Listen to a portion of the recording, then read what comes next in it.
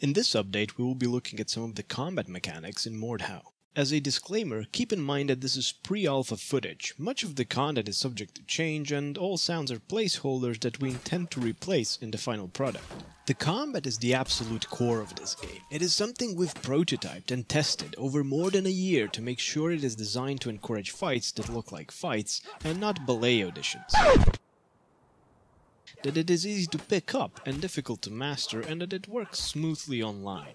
The controls are the first step. Since tastes differ, we plan to offer a variety of control schemes that will make those with experience in previous Melee games feel at home. In this video, we will be describing the control scheme that we're originally designing for and that feels the most organic. Besides the standard FPS movement controls, with the left mouse button the player can perform a cut. The cut is a good sweeping attack which can also be angled by moving the mouse in the desired direction before pressing the button. This results in cuts from below, above, left or right, or really any angle you want. The scroll wheel performs a thrust. Now, just like the cut, the thrust can also be angled with the mouse. Attacks can be chained into combos, which is especially useful when trying to recover from a miss that would otherwise leave you defenseless.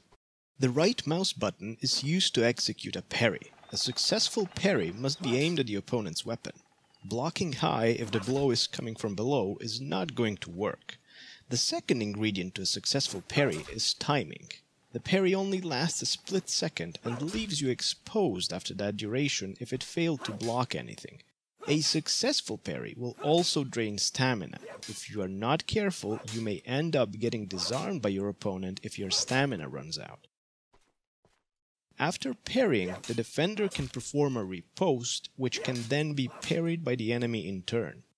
The game features real-time attack collision detection.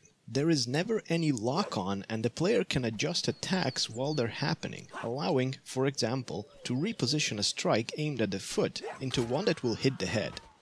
What you hit does matter. If the opponent is not wearing a helmet but is otherwise well armored, it is better to strike at the unarmored head. The turning rate during attacks is limited and cannot be influenced by increasing mouse sensitivity. So what happens when two players both attack? Well, if one player manages to land the blow first, the opponent will flinch and fumble their attack, preventing double hits. However, when two attacks that are fully committed touch, they end in a clash. Now from a clash, new attacks can be started by both players if they're quick to act. This leads to extremely fast exchanges that are chaotic because both players act at the same time, trying to squeeze a hit on the other person, but also trying to protect themselves from the opponent's weapon. Attacks can also be used defensively to block an attack. This is called chambering and is very difficult to perform. The defender must mirror the opponent's attack type and angle a fraction of a split second before the opponent's attack lands. This immensely difficult move is rewarded by leading to a very quick attack at the cost of no stamina. If the opponent is quick on his feet, he can either parry the incoming attack or even counter-chamber it. Chamber exchanges can be spiced up through the use of attack morphing, which changes a cut into a thrust or vice versa to throw off the opponent's counter-chamber attempt. There's also a key with which the player can kick. Kicking prevents movement for the duration of the kick. If the kick lands, it will stun the opponent, leaving them wide open and unable to defend themselves against the next attack. To defend against a kick, perform a kick yourself or simply stay out of its range. The player can always cancel their attack before it is fully committed. Cancelling acts like a glue for the mechanics in MORDHAU. It can be used both offensively as a feint to bait a parry, or defensively as an attack cancel that can be turned into a parry. It can even be used in chamber exchanges or to recover from a missed attack. Every weapon in the game has an alternate mode of use. A big sword can be gripped further up the blade in what is known as half-swording. Some swords may be flipped around, resulting in a MORDHAU grip that can deal more damage to armor. A warhammer has two sides and a poleaxe does as well. A halbert's shaft can be gripped closer to the head to give it more maneuverability. Some smaller weapons can instead be thrown, and if you're on the receiving end of one of these, you can parry them, or if you really want to prove a point, you can bat them away with an attack. But what we really think sets the combat apart is how all those things we've just covered play together. Interaction is at the absolute core of MORDHAU. Everything flows into everything. Every action can be combined, cancelled, turned into another, and the possibilities to create your own plays are limitless.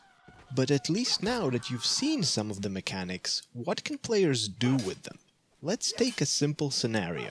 Imagine two unskilled fighters having a go at each other. It's slow and clumsy, so let's spice things up with some ripostes.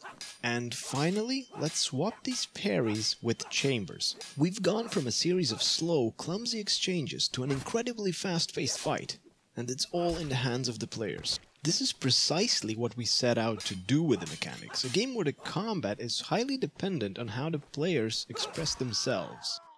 Of course, this game does not only feature melee combat. There is ranged combat such as bows and crossbows, as well as siege engines such as ballista and catapults, and we haven't even talked about shields yet. We will not go in depth about how those work in this video, but we will probably elaborate on these in the future.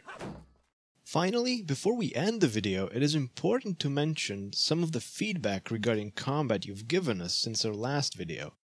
You mentioned you wanted more realistic dismemberment, and we've made it more accurate. Precise joint locations need to be hit, and the cut needs proper edge alignment. Dismemberment should not be something that occurs constantly, but we don't want the game to feel bland, so we've added partial dismemberment. In other words, gruesome wounds that show broken joints and slit throats. There have also been mentions of armor not being protective enough, and the damage model has had some changes. A sword deals less damage to armored opponents, while a hammer is more effective at the job. Keep in mind, however, that this game is based around quickly dispatching enemies, so a single hit more means a lot in terms of gameplay. The game does not feature wrestling that would be used in real armored combat, as it is difficult to make fluid gameplay around such mechanics and makes it impossible to deal with multiple opponents. So we treat armor as more resistant but still defeatable.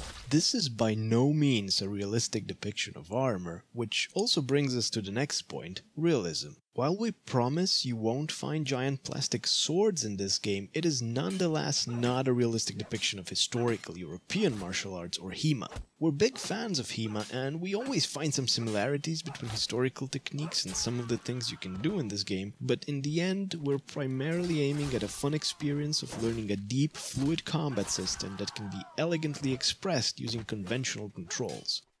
Thank you for watching, and thank you for all the support you've already shown us. Stay tuned for more videos about MORDHAU in the future.